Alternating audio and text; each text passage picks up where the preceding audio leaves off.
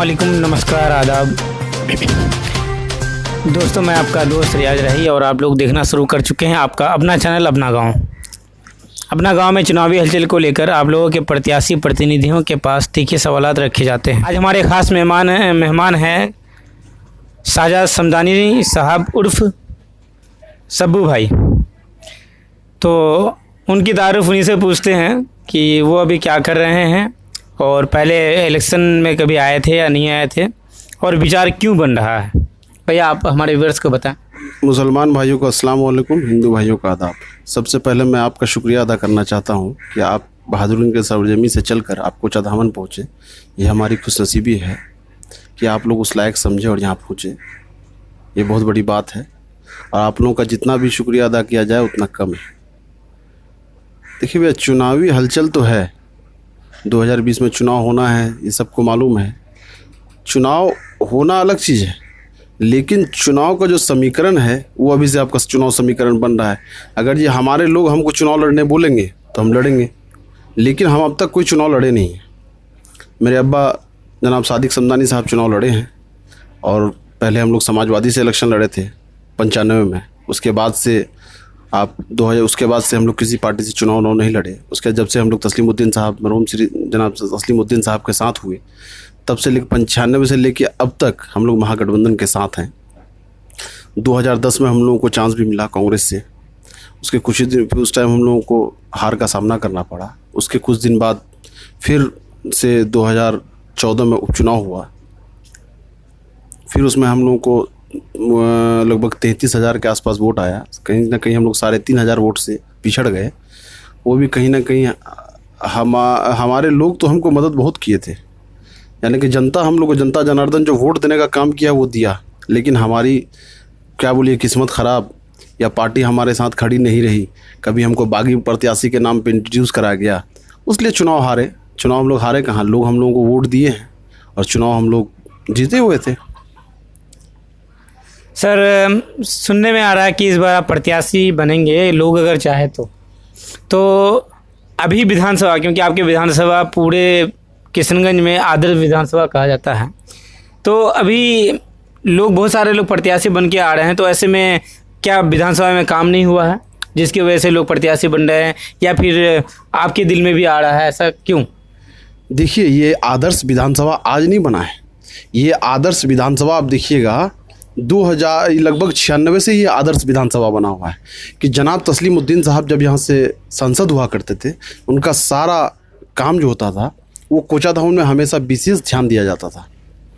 और 2000 में जब तस्लीम साहब यहाँ से एमएलए रहे, भवन निर्माण मंत्री रहे, उस टाइम भी वो बहुत ज़्यादा विकास करने का काम किए। ये आदर्श विधानसभा आज के रीजन में नहीं है कि मास्टर साहब एमएलए हैं तो आज आदर्श विधानसभा हो गया, इससे पहले काम नहीं हुआ था।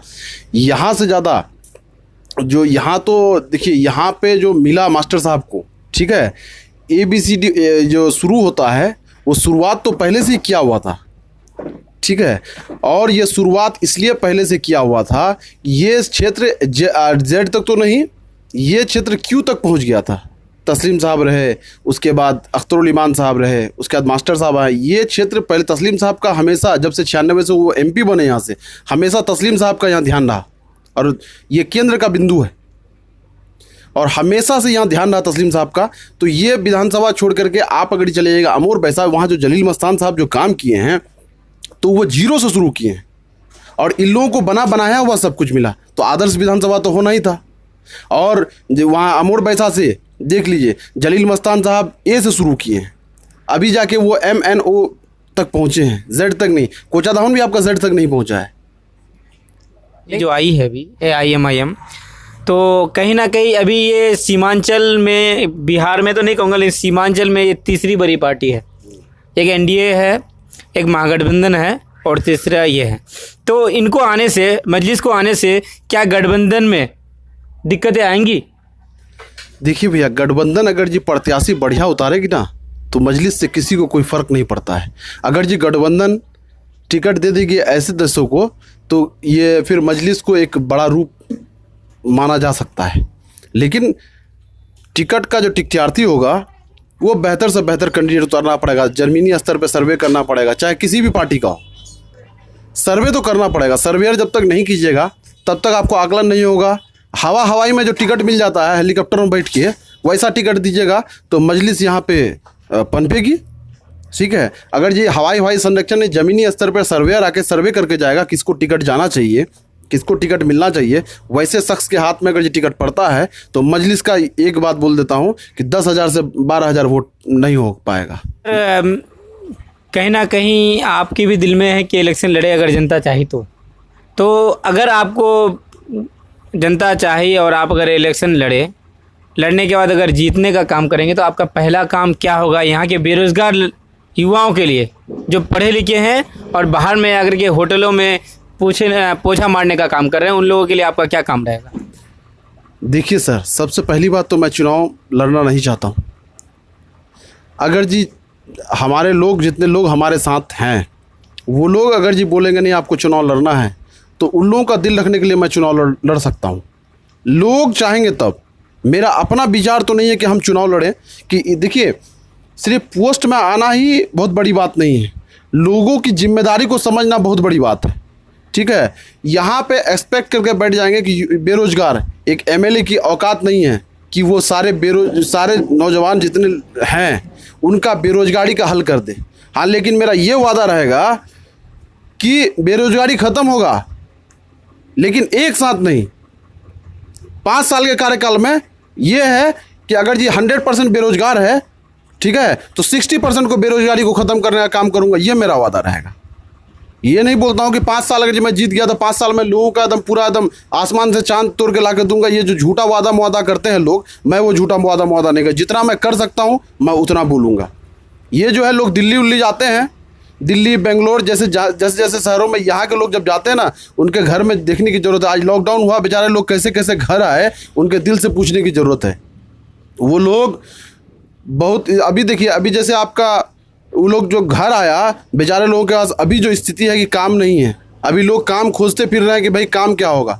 लेकिन मैं यहाँ से जो लोग जीते हुए हैं, मैं उनसे गुजारिश करूँगा कि भाई बड़े लोगों को बड़ा ना बनाएं, गरीब को भी बड़ा बनाने का काम करें। अगर जिस दिन वो लोग कर लेंगे तो चुनाव लड़ने की जरूरत नहीं होगी, निर्विरोध वो लोग चुनाव जीतने का काम करेंगे, जो लोग भी सत्ता में भी बैठे हुए हैं।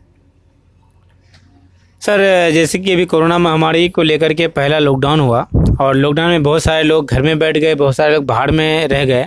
तो इस लॉकडाउन में, क्योंकि आप एक समाज सेवी हैं, शुरू से समाज सेवी हैं, तो इस लॉकडाउन में आपने क्या किया लोगों के लिए? देखिए सर, कोचाधामन या किशनगंज जिला एक छोटा सा जगह नहीं है। कोचाधामन अगर ये है तो उसमें 30 पंचायत है। आप एक बात बताइए सर, यहाँ पे जो जीते हुए हैं, ठीक है, वो लोग तो कुछ नहीं कर पाए सिवाय दिलासा के। झूठा दिलासा मैं दिलाने का काम नहीं करता हूँ सर, मैं करने में विश्वास रखता हूँ। ठीक है, हमने जो किया वो फेसबुक के माध्यम से लोगों को जानकारी नहीं दी। हमने जो किया वो जन जन के लिए किया। ठीक है, और लोग आपको इसका गवाही देंगे। अगर जी हम आपको गवाही देंगे सर, जिस दिन हम आपको गवाही देंगे तो यहाँ पे हमारे इसमें समाज में है कि आप दाहिना हाथ से मदद कीजिए किसी को, तो बाएं हाथ को मालूम नहीं करना चाहिए।